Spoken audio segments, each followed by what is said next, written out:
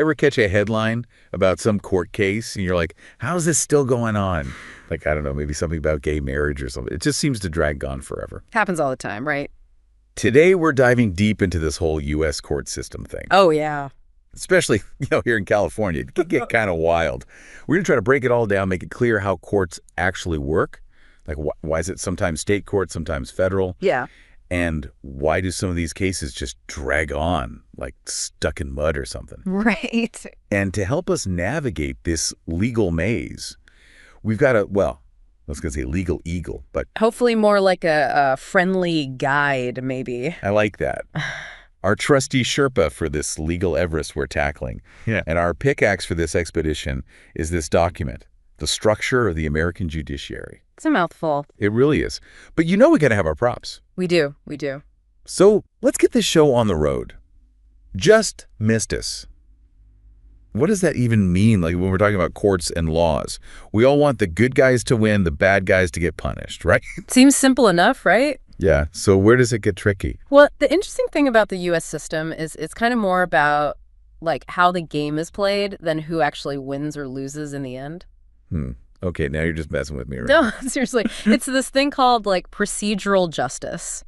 So imagine it's like watching your favorite basketball team. Okay, go on. I'm listening. Even if they lose, you still want to know the game was fair, right? Like the refs weren't cheating or anything. Oh, yeah. I'd be furious if the refs were on the other team's payroll. So it's less about like always getting the right answer every single time. Right. It's more about making sure the whole system itself is fair, like, by the book. Exactly. If the process is fair, then over time, we should see fair results. Okay, that actually makes a lot of sense. Right. So let's talk about this whole dual court system thing. Our document calls it a dual hierarchical parallel structure. Honestly, I'm already lost. Yeah, it's a mouthful. It really is. Yeah. Help me out here. What does that even mean in plain English? Okay, so dual basically means there are two of them. There are federal courts for the big national stuff. Got it.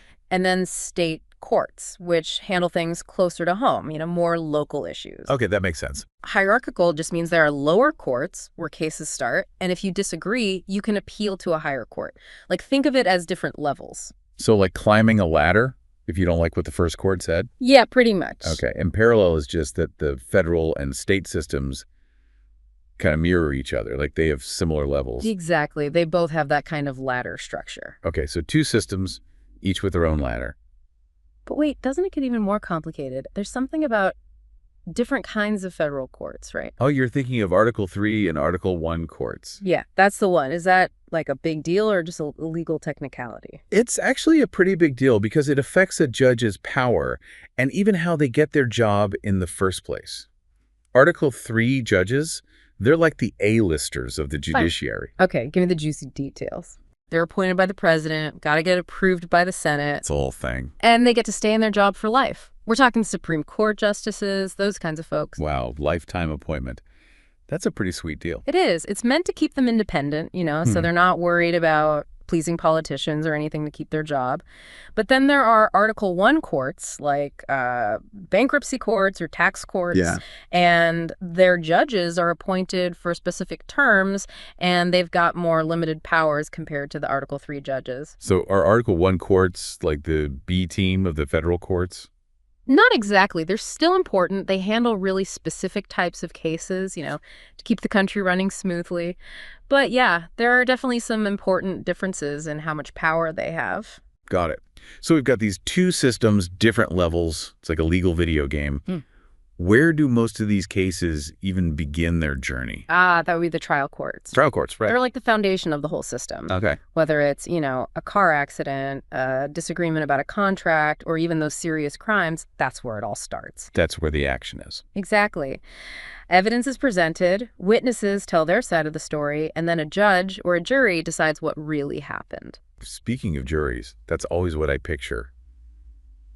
The big courtroom showdown. But I actually served on a jury once. Oh, wow. And it was nothing like on TV. Right. Most people who haven't served on a jury, they get their ideas from TV shows, and it's usually way more dramatic than real life. Totally. So are most trials like that? You'd be surprised how many cases never even make it to a jury. A lot of them are settled before they even get to trial, plea bargains, settlements, that kind of thing. Right. Or they're handled in more specialized courts. Ooh, specialized courts. Tell me more about those. Oh, those courts that deal with the everyday stuff, like traffic court, small claims court, Right. family court, even things like spring break court in certain, shall we say, livelier parts of the country. Spring break court.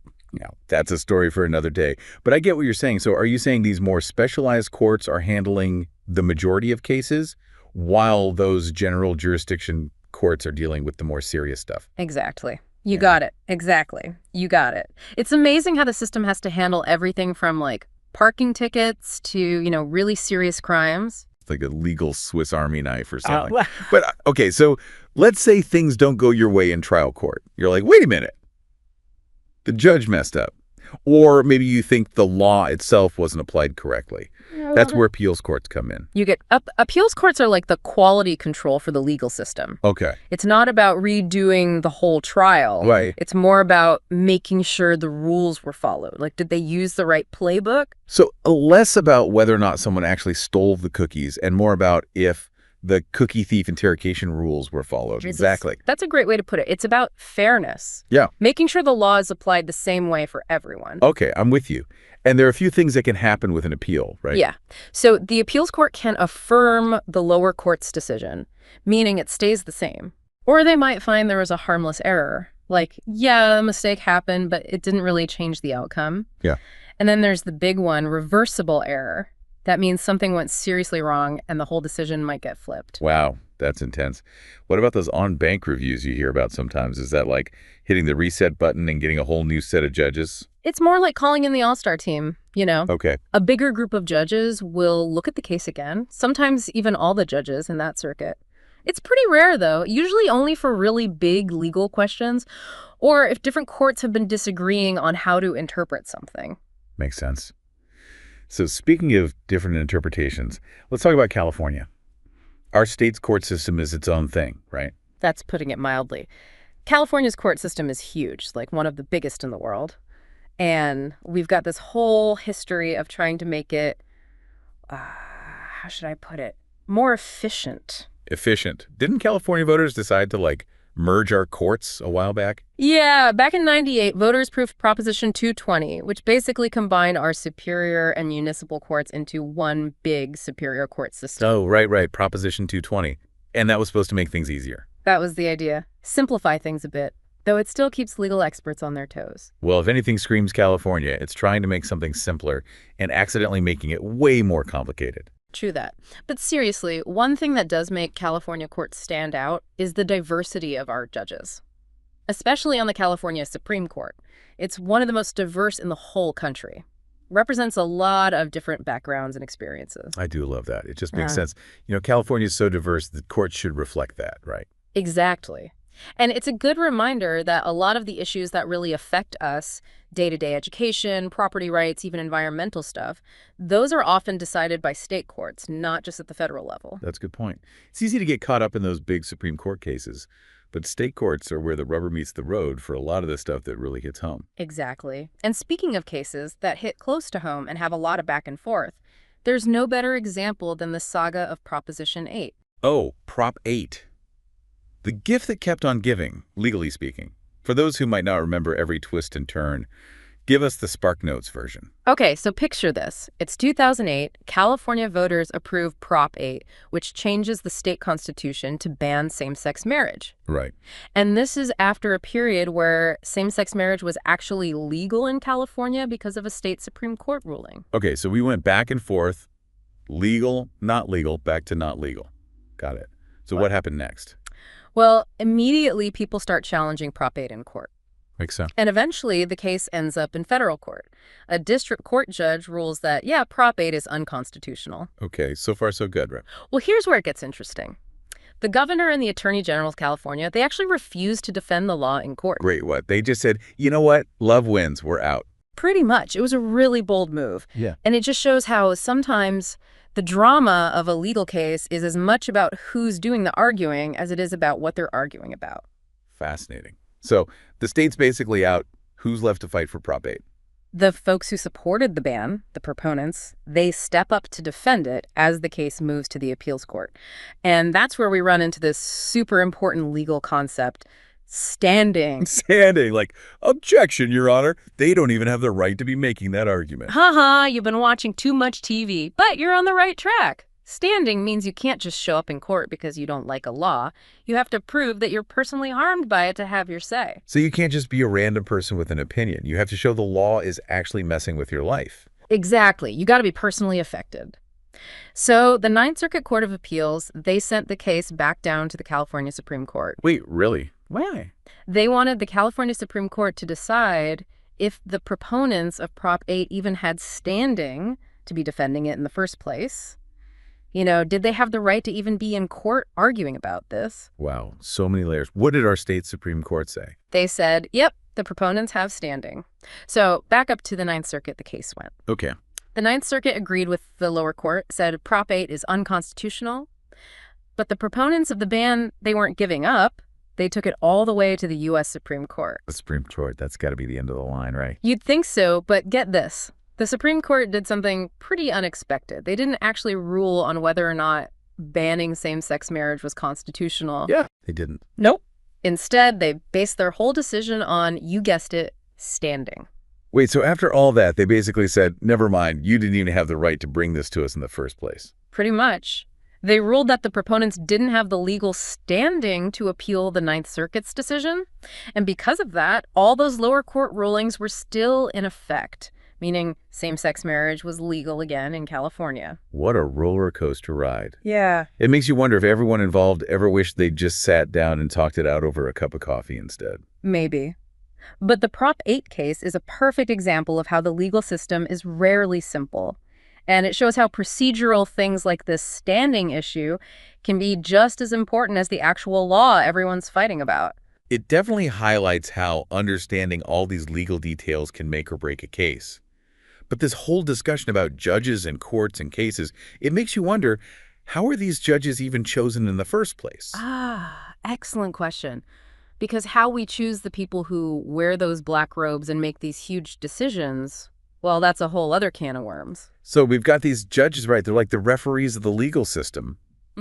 But they're not just making stuff up as they go along, are they? There's got to be some kind of rule book, something that limits what they can actually do. You're totally right. And that rule book, the big kahuna, is the Constitution itself. Right, of course. The Constitution lays out the whole structure of the government. So it makes sense that it would include some rules for the courts, too. Keeps everyone on the same page. Exactly. It spells out what the courts can and can't do, what kinds of cases they can rule on. It's all about making sure no one branch of government gets too much power. Checks and balances, right? Yep. So a judge can't just wake up one morning and decide to rewrite a law they don't like. Well, it's a tad more complicated than that, but you're getting at the idea of judicial review. Yes. Judicial review. That's the power to declare a law unconstitutional. Yeah. Didn't that come from some epic court case way back when? You're thinking of Marbury v. Madison back in 1803.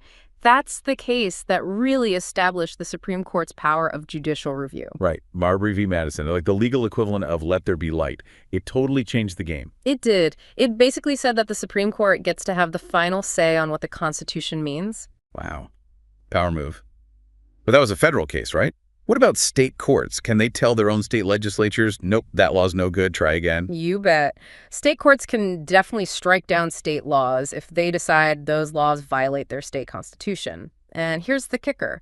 Sometimes those state constitutions actually give people more rights than the federal constitution does. Wait, hold up. You're saying state courts can be even more protective of individual rights than the feds. Now that's interesting.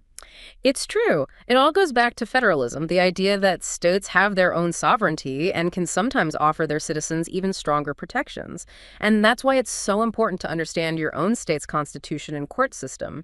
It's not just about those big federal cases. The stuff happening closer to home can have just as much of an impact on your life, maybe even more. Okay, you've convinced me. I'm adding read the California Constitution to my to-do list. But let's get back to those limits on judicial power. We've got the Constitution setting the ground rules, but is there anything else keeping things in check? Well, judges aren't above the law themselves. They can be impeached and removed from office for doing shady stuff, just like the president or anyone else in government. Right. So even though they wear those fancy robes, they're not above the law. Exactly. And even beyond impeachment, there are ways to address court decisions that people really disagree with, if they think a judge got it wrong. Really? Because it always seems like once a judge makes a ruling, that's it. End of story. Not always. One way to address a court decision is through legislation. If lawmakers think a court interpreted a law the wrong way, they can just pass a new law to clarify things or even overturn what the court decided. So it's like a legislative do-over. They're like, we see what you did there, judges, but here's what we actually meant. That's a great way to put it. And sometimes citizens can get directly involved, too. Wait, we can overrule the courts with our votes. Sign me up. Yeah. I've got some strong opinions about that speeding ticket I got last year. Haha, not quite that directly. But in many states, including California, we have something called the initiative and referendum process. Right. The power of the people. Exactly. It means that citizens can propose and vote on changes to state laws, or even the state constitution itself, completely bypassing the legislature. So if enough people are unhappy with how the courts are interpreting a law, they can just try to change the law itself. That's the idea. It's a way for citizens to have a more direct say in shaping the law and making sure it reflects what they believe. But of course, there are still rules. Right. Even those citizen-led initiatives have to be constitutional. Right, there's always a catch. But I love that there are so many checks and balances built into the system. It's like the founding fathers were really worried about someone getting too much power. They definitely learned their lesson from being ruled by a king. They wanted to make sure that no one part of the government, not even the courts, could become too powerful. Makes you appreciate all that careful planning and those late-night drafting sessions, huh? So what have we learned today? We've gone from those high-stakes Supreme Court showdowns all the way down to traffic court. It's been a wild ride through the U.S. legal system. We've covered a lot of ground. We talk about how those judges are chosen, the different ways they interpret the law, and how even with lifetime appointments, there are still ways to keep their power in check. It's enough to make your head spin. But hopefully our listeners are walking away with a better understanding of how it all works and why it matters. Absolutely. Because when we understand the system, we can engage with it in a more meaningful way, and that's how we make it work better for everyone. Well said. It's been real, folks, but we've reached the end of our legal adventure for today. Until next time. Keep those legal minds sharp, and don't be afraid to ask those tough questions. Because you never know, one of them might just inspire our next deep dive.